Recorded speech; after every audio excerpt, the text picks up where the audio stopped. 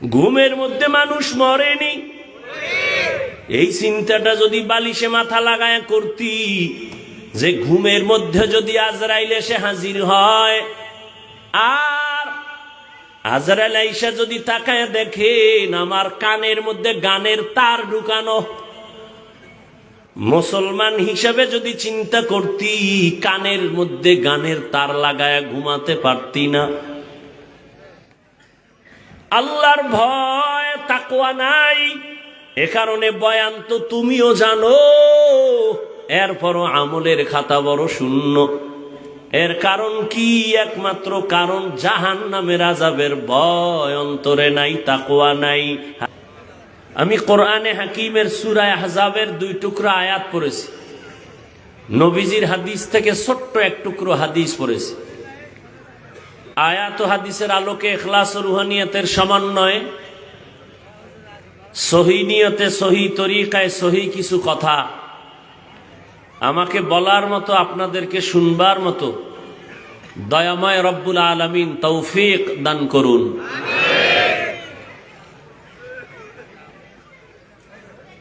ইয়া আইয়ুহাল্লাযীনা আমানুত্তাকুল্লাহা আকুলু কওলান সাদীদা। আল্লাহ বলেন, হে দুনিয়ার মুমিন, তোমরা তাকওয়া অর্জন করো তথা আল্লাহকে ভয় করো। জবানের দ্বারা যা বলবা সত্য, সঠিক, শালীন ভাষায় বলো। লাভ দুইটা লাভ, ইউসলিহ লাকুম আমালাকুম, বিনিময় 1 নাম্বার ফায়দা হলো তোমার জীবনে যদি টুকটাক কোনো আমল করো ত্রুটি যুক্ত, তাও আল্লাহ ত্রুটি মুক্ত করে কবুল করে নিবেন। ওয়া ইয়াগফির লাকুম যুনুবাকুম, দ্বিতীয় লাভ হলো তোমার জিন্দেগীর সমস্ত গুনাহ আল্লাহ মাফ করে দিবেন। ওয়া মান ইউতিইল্লাহা ওয়া রাসূলাহু, যে বা যারা আল্লাহ এবং রসুলের তাআত করবেন, রসুলের অনুসরণ করবেন, আল্লাহ পাক বলেন ফাকাদ ফাজা ফাউজান আযীমা, তাদের বিজয়টা হবে চূড়ান্ত বিজয়। চূড়ান্ত বিজয় মানি তারা বিনা হিসাবে জান্নাতি। রহমতের নবী বলেন, মাইয়াজমান লি মা বাইনা লাহইয়াইহি ওয়া মা বাইনা রিজলাইহি আজমান লাহুল জান্নাহ। হে দুনিয়ার উম্মত, 2টা জিনিস যদি তোমরা হেফাজতের জিম্মাদারি নেও, আমি নবী তোমাকে জান্নাতে নেওয়ার জিম্মাদারি নিব। 2 জিনিস হেফাজতের, প্রথম হলো জবানের হেফাজত করো, কন্ট্রোল করো। 2 জিনিসের দ্বিতীয় হলো লজ্জাস্থানের হেফাজত করো। নবী বলেন, এই 2 জিনিস হেফাজতের জিম্মাদারি যদি নাও, আমি নবী তোকে জান্নাতে নেওয়ার জিম্মাদারি নিব। তরজমা শেষ। এবার কিছু ব্যাখ্যা।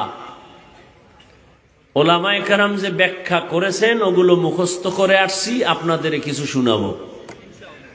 আমার থেকে কিছু বানাইয়া গবেষণা করে বলার চিন্তা তো দূরের কথা, এই বেয়াদবিমূলক সাহসও আমার নাই। আপনাদের দোয়া আমার চলার পুঁজি, মা বাবার দোয়া, মুরব্বী ওলামায়ে কেরামের দোয়া, আমার শিক্ষকদের দোয়া আমার চলার পুঁজি। আমার এলেমও নাই, আমলও নেই। আলহামদুলিল্লাহ চলতেছে সেই ছাত্র জীবন থেকে, দৌড়াচ্ছি ময়দানে। আর কতদিন আল্লাহ দৌড়ার তৌফিক দিবেন সে আল্লাহ ভালো জানেন। তবে এতটুকু বিশ্বাস, যদি আল্লাহকে সাথে নিয়ে চলতে পারি ইখলাসের সাথে, তো বাংলাদেশ কেন সারা দুনিয়ার মানুষ মাইক লইয়াও যদি বিরুদ্ধে নামে, 1 বিন্দু ক্ষতি করতে পারবে না ইনশাআল্লাহ। বরং আমি তো দেখি বাস্তবে এটা জোয়ারের পানিতে বাদ দিলে পানির শক্তি বাড়ে না কমে? এই যুবক বাবারা, আমরা তো সমাজের বোকা টুপিওয়ালারা। তোমরা বলো চায়ের দোকানে বসে হুজুরেরা কি বুঝে, আসলে আমরা বুঝি না, আমরা বোকা। আমরা যদি বোকা না হইতাম তাহলে তোমরা যেই পরিমাণ আমাদের গালি দাও, আমরা এগুলোর জবাব দিতাম, তোমাকে সাথে সামনে পাইলে একটা থাপ্পড় দিতাম। কিন্তু আমি কেন, কোনো ওলামায়ে কেরাম এত গালি শুনেন কিন্তু জবাব দেন না, বরং সামনে দাঁড়াইলে হাসি মুখে বুকে লাগায় সালাম দেয়। আমরা বোকা, আসলেই বোকা। বোকা থাকাই ভালো। জ্ঞানীরা পলাইছে, আর একদল নাচতেছে, আবার একদল আইব, আবার পলাইব। আর আমরা বোকার দল, আগেও যেমন ছিলাম এখনো আছি ওই রকম, ভবিষ্যতে সম্মানে থাকবো ইনশাআল্লাহ। আমাকে কোনো টেনশন নাই, চেয়ারম্যানের চেয়ারের মেয়াদ শেষ, আমগো চেয়ারের কোনো মেয়াদই নাই। আছে? হ্যাঁ, আওয়ামী লীগ গেল না আইলো, বিএমপি গেল না আইলো, অন্য কেউ আসলো না গেল, ওই চিন্তা নাই। কারণ আমরা টাকা দিয়া সম্মান কিনি নাই, আমগো সম্মান দিছেন আল্লাহ। টাকার সম্মানে একবার ফুলের মালা পরে জুতার মালা, আর আল্লাহর দেওয়া সম্মান এখানে কারো কলম চলে না। हकीकत से तो दुनिया बेखबर है, दुनिया की नुमाइश पर नजर है। नमी गुयम के आज दुनिया जुदा बाश, बहरकारी के बाशी बा खुदा बाश। তবে বেয়াদবি মাপ চাইলাম, আবারও মাপ চামো অনেক। মাপ চাইলে কি সম্মান কমে? না না। ওই যে প্রবাদ আছে না, ক্ষমা চাওয়া বা ক্ষমা করা মহৎ ব্যক্তির গুণ। ভুল করাটা অন্যায় না, ভুল স্বীকার না করাটা অন্যায়। তবে এখানে আর একটা মাসআলা জেনে নিবেন, ভুল করার ইখতিয়ার আছে সবার, কিন্তু ভুল ধরার ইখতিয়ার সবার নাই। ভালো করে মনে রাখেন, কিছু কিছু শব্দ কথা বলবো, এটি লেখা রাখবেন, অন্তরে কাজে লাগবে। বোকাদের কিছু কথাও তো কামে লাগে।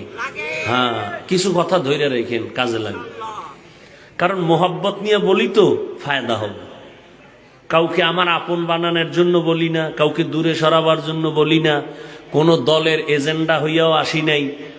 চরমনায়ের পক্ষে যে দালালি করব, অমুক ইসলামী দলের পক্ষে করব, অমুক পিসাবের পক্ষে করব, তাবলিগের পক্ষে না। কে কি করে জানি না, আমি অন্তত আলহামদুলিল্লাহ সবার মোহব্বত নিয়েই কথা বলার চেষ্টা করি। একটা বয়ান পাইবেন না যে বলছি চরমনাই না গেলে জাহান্নামে যেতে হবে, পাঁচকুল্লি না পড়লে জাহান্নামে যেতে হবে, তাবলিগ না করলে জাহান্নামে যেতে হবে, কওমি মাদ্রাসায় না পড়লে জাহান্নামে যেতে হবে। আমার জিন্দেগির কোনো বয়ানে পাবেন কিনা সন্দেহ। বরং অনেকে ভয় পায় আমগো হুজুর বানায় ফেলাইব না, বরং আমি যেই লাইনে আছে ওই লাইনে রাইখা জান্নাতের পথ কেমনে পায় আমি এই পরামর্শটা দিব, আর কিছু না। তুমি স্কুলে আছো, ওখানে থাইকা জান্নাত কেমনে পাবা সেই পরামর্শ দিব। তুমি কলেজে পড়ো, ওখানে থেকে তুমি জান্নাত কেমনে পাইবা সেই পরামর্শ দিব। তুমি ব্যবসা করো, চাকরি করো, ওখানে থেকে আল্লাহকে কেমনে নিয়ে জান্নাতে যাইবা সে পরামর্শ দিব আমি। এই বেটা একটা চিল্লা চিল্লি করো কেন এখানে আহাম্মক?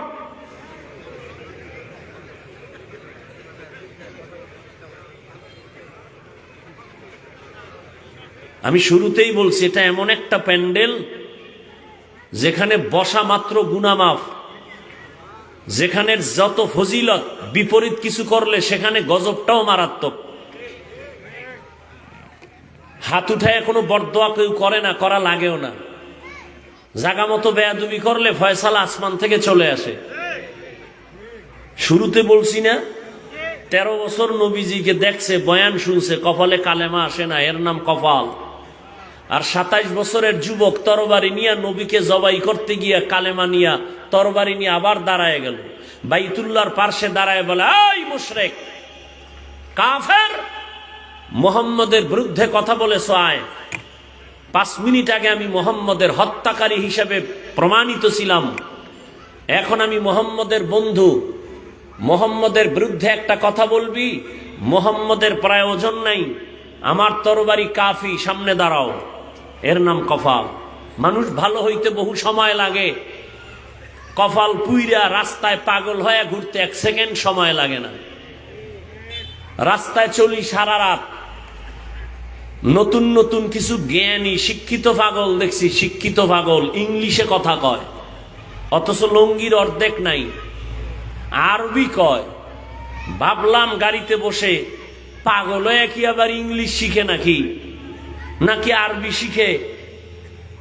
ভেবে ভেবে বহুদিন পরে অন্তরে আসলো, না, আসলে ছেলেটা স্কুলে ছিল, ভালো ছেলে, শিক্ষকের সাথে বা কোনো মুরব্বীর সাথে বেয়াদবি করে পাগল হয়েছে।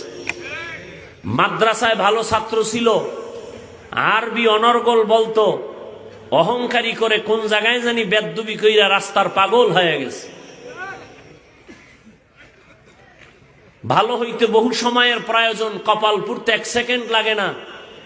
এখন সবাই সুস্থ বসে আছো। সেদিন সিংড়াতে বয়ান করছি, সিংড়া শহরে দাওরা হাদিস মাদ্রাসা, মোনাজাত দিয়া চলে গেলাম রাজশাহী।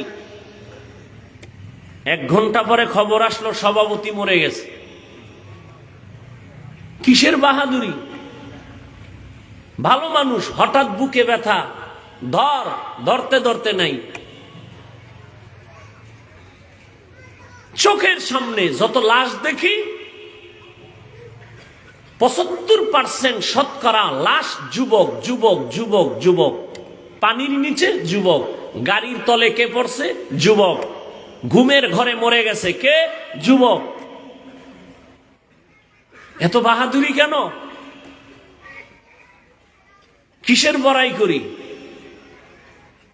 ওই এক আল্লাহর বান্দা বয়ান করতেছেন, হঠাৎ করে কণ্ঠের সাউন্ড বন্ধ হয়ে গেছে।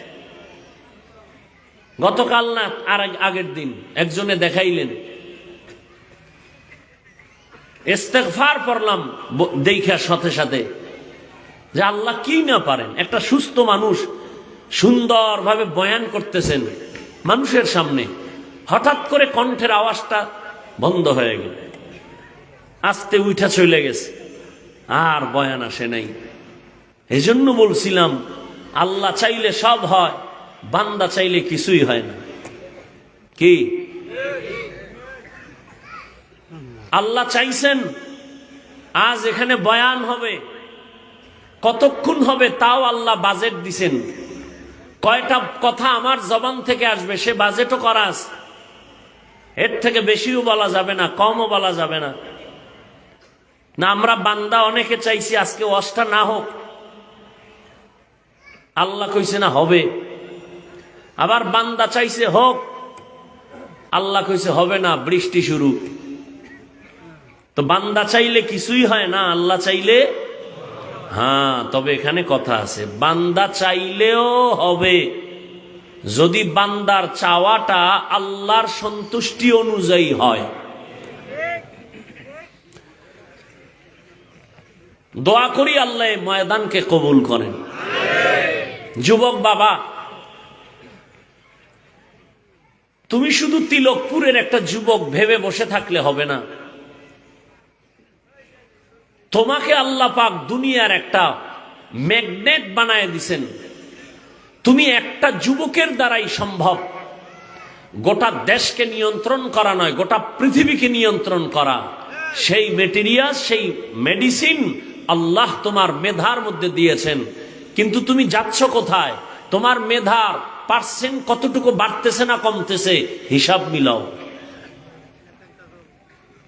তুমি ডাক্তার হও,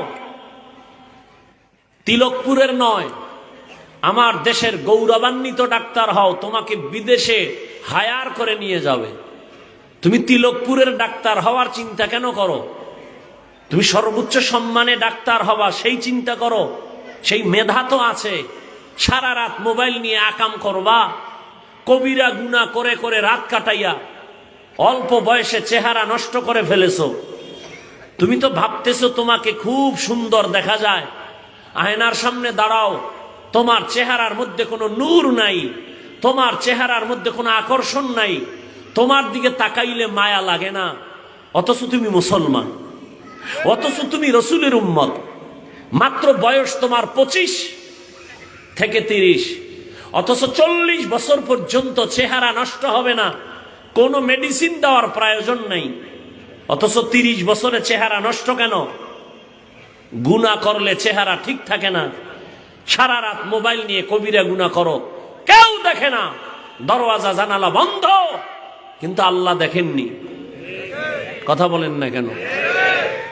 তোমার 40 বছরের এখনো বহুদিন বাকি, 25 বছরের চেহারায় বরণ কয়, বরণ কি কয়, বরণ উঠবে কেন? বিষয় কি? তোমার চেহারার কালার নষ্ট হবে কেন? একমাত্র কারণ গুনাহের ফলাফল। হ্যাঁ, এখনো আবার ফিরে আসো যদি গুনাহ থেকে, আল্লাহ আবার চেহারায় নূর দান করবেন।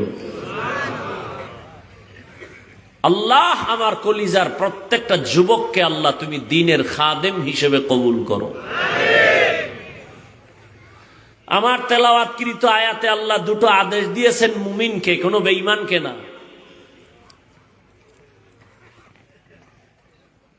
বেঈমানকে দেন নাই কেন? এর সংক্ষেপ জবাব, কোনো বেঈমান 1 সেকেন্ডের জন্য কখনো জান্নাতে যাবে না, জান্নাতে যাবে শুধু মুমিন, শুধু।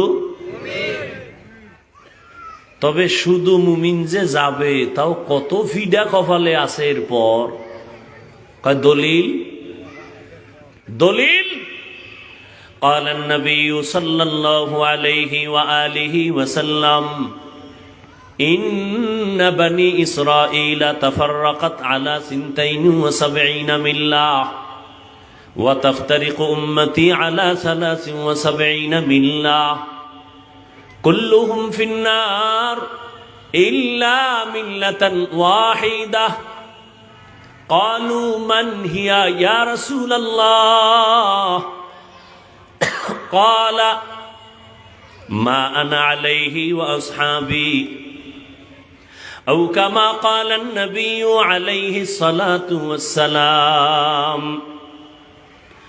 রহমতের নবী বলেন,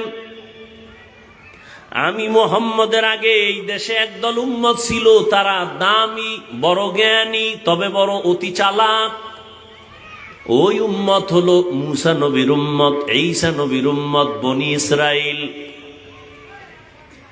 আল্লাহ এদের কত আদর করেছেন।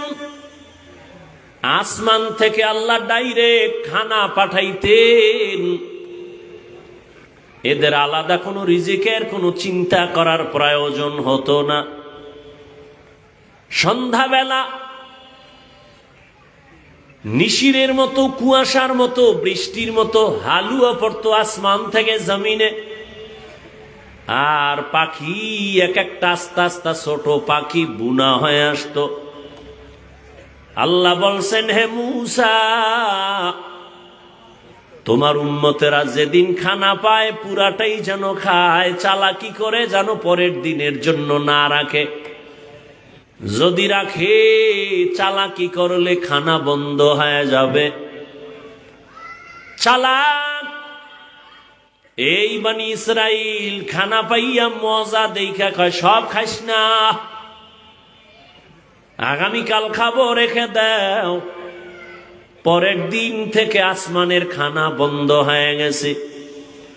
রহমতের নবী বলেন, মুসা নবীর উম্মত ওই বনি ইসরাইল যদি চালাকি না করত, আমার উম্মতেরা কিয়ামত পর্যন্ত বালিশের কিনারায় আসমানের খানা পাইত।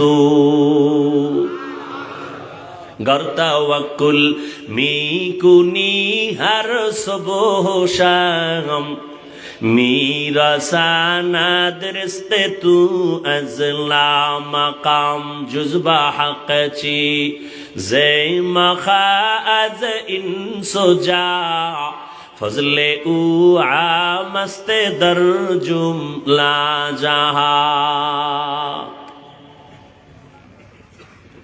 হা ঘুম আসতেছে যদি কয় হ্যাঁ ঘুমায়, এটাও একটা মিথ্যা কথা। কারণ বাঙালি রাতে ঘুমায় না, সারা রাত মোবাইলের হক আদায় করে। সকালবেলা ফজর না পড়ে নাক টেনে ঘুমায়, আর চায়ের দোকানে বয়া চাপাবাজি করে। নাকটাই না ঘুমাও কেন? কয় দেশ স্বাধীন। আর ঢাকার শহরে দেখ তাকাইয়ারে যুবক আম্মাজানেরা বোনেরা সাংবাদিক সম্মেলন করে কয় আমাদের এতদিনের দেহ ব্যবসার অধিকার আমরা আবার ফেরত চাই। আমরা দেহ ব্যবসা করে খাইতাম, আবার ফেরত চাই। আর মুসলমান তুমি স্বাধীন স্বাধীন কয়ে ঘুমাও। আল্লাহর জাতের কসম, মুসলমান তো নাকে তেল লাগায়া ঘুমাবি সেই দিন এদেশের পরতে গ্রামে গঞ্জে উলামায়ে কেরাম সিনাটা খুইলা কোরআনের বয়ান করবেন। বেনামাজি সুদখোরের অনুমতি লাগবে না যেদিন। মুসলমানেরা নাক টেনে ঘুমাইবে তো সেই দিন যেই দিন এই দেশের প্রত্যেকটা মসজিদ আর মাদ্রাসার কমিটির মধ্যে বেনামাজি থাকবে না যেদিন। তো কুজাও সুন্নতে আহমদ কুজাবা মোহাম্মদ কৈবুয়াদ নিসবত তোরা কারে শয়তা মিকুনি নামত বলি গরলি নস্তলানাত বরবলি মান আহাব্বা সুন্নতি কৌলে রসুল মজদায়ে কানা মাই হাম কুন কবুল। এক চালাক বয়ে বয়ে কয় হুজুরে ফার্সি মারসি ভাই না কইলে হয় না, এটি বুঝেনি মানুষে। চালাক ভালো, অতি চালাক ভালো না। অতি চালাকের আর এক নাম বেয়াদব। চালাক ভালো, অতি চালাক। এখন মনে করছো তোর থেকে চালাক আমি কম। তুই যদি আমারে প্রশ্ন করো ফার্সি বলে লাভ কি, কেউ বুঝে না। আমি যদি আবার তোকে প্রশ্ন করি তাহলে কোরআনের আয়াত হাদিস বন্ধ করে দেই, কারণ শতকরা 95 জন আরবি বুঝে না। বন্ধ করে দেই। চালাক ভালো, অতি চালাক ভালো না। অতি চালাকের আর এক নাম বেয়াদব। লিকুল্লি শাইইন জিনাতুন ফিল ওয়ারা ওয়াজিনাতুল মারই তামামিল আদাবি। রহমতের নবী বলেন বনি ইসরাইল এত চালাক, বেশি বুঝে বুঝে নিজেদের মধ্যে দ্বন্দ্ব, কয় আমি ভালো তুই খারাপ। এভাবে করে করে তারা দলে দলে 72-এ পরিণত হয়েছে। আমার উম্মত আরো চালাক, ওদের দল আর একটা বেড়ে যাবে। ও যুবক বাবারা, জিব্বা নারা একটু বলবানি কত। কুল্লুহুম ফিন্নার, নবী বলেন সব জাহান্নামে যাবে ইল্লা মিল্লাতান ওয়াহিদা, এক দল মাত্র জান্নাতে যাবে। তাহলে এক দল যদি জান্নাতে যায়, জাহান্নামী কয় দল? 72। এই কথা কি নতুন শুনছেন? আরো আগেও শুনছেন, কিন্তু এখানে একটা পয়েন্ট আছে, এটা হয়তো বা অনেকে শুনেন নাই। যদি শুনে থাকেন আবার শুনেন। 73 দলের ভেতরে এক দল জান্নাতে যাবে, 72 দল জাহান্নামে যাবে। এই যে 72 দল জাহান্নামে যাবে, এরা কেউ হিন্দু না, বৌদ্ধ না, ইহুদি না, খ্রিস্টান না, এরা সব হবে মুমিন মুসলমান। মনে হয় এই কথাটা অনেকে জানেন না। এই ৭২ দল জাহান্নামী সব হবে মুসলমান মুমিনের ভেতরে। এবার বুঝেন মুমিন যে জান্নাত পাবে কত ভিডা কপালে খাওয়ার পর। জিন্দেগি মে বন্দেগি তু কর নাহি, খারাপ লাগে না? জিন্দেগি মে বন্দেগি তু কর নাহি, जिंदगी बे बंदगी शर्मिंदा है, जिंदगी बे बंदगी शर्मिंदा है। যুবকেরা ভাল লাগে? একতারা হইলে একটু মজা পাইতি। কারণ এখন বাংলাদেশের যুবক তো আপডেট হয়ে গেছে, বাংলা হুনে না, সব হিন্দি। মোবাইলে হিন্দি গান লাগাইয়া লাফায়। লাফাও কেন অর্থ জানুনি? আব্বাও জানে না, আমিও জানি না। লাফাও কেন কয় মজা লাগে। এরে যুবক, ঘুমের মধ্যে মানুষ মরেনি। এই চিন্তাটা যদি বালিশে মাথা লাগায় করতি যে ঘুমের মধ্যে যদি আজরাইল এসে হাজির হয়, আর আজরাইল আইসা যদি তাকায় দেখেন আমার কানের মধ্যে গানের তার ঢুকানো, মুসলমান হিসাবে যদি চিন্তা করতি কানের মধ্যে গানের তার লাগায় ঘুমাতে পারতি না। আল্লাহর ভয় তাকওয়া নাই, এ কারণে বয়ান তো তুমিও জানো, এরপরও আমলের খাতা বড় শূন্য। এর কারণ কি? একমাত্র কারণ জাহান্নামের আযাবের ভয় অন্তরে নাই, তাকওয়া নাই।